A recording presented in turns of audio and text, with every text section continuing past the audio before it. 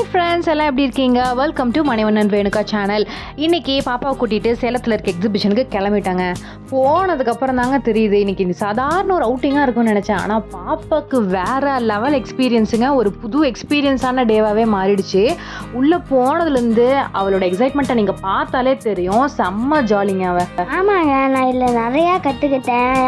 அதெல்லாம் இந்த வீடியோவில்.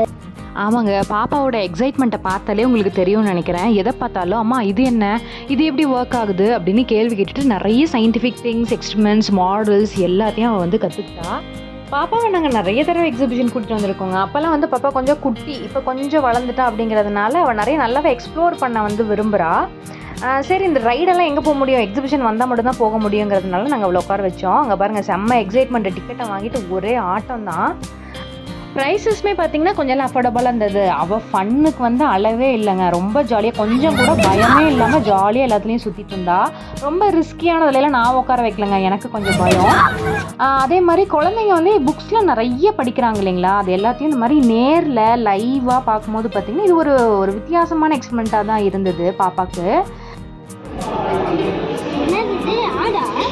பசுவின் கன்று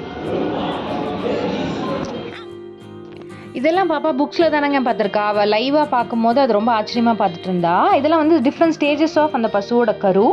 நெக்ஸ்ட் வந்து பார்த்திங்கன்னா நம்ம சேலம் கோட்டை மாரியம்மனோட ஸ்பெஷலாக ஒரு ஸ்டால் வந்து போட்டிருந்தாங்க. அங்கே வந்து இந்த மாதிரி அலங்காரமாக சாமியெல்லாம் வச்சுருந்தாங்க, கொலு பொம்மைகள் வச்சுருந்தாங்க, ரொம்ப அழகாக இருந்தது.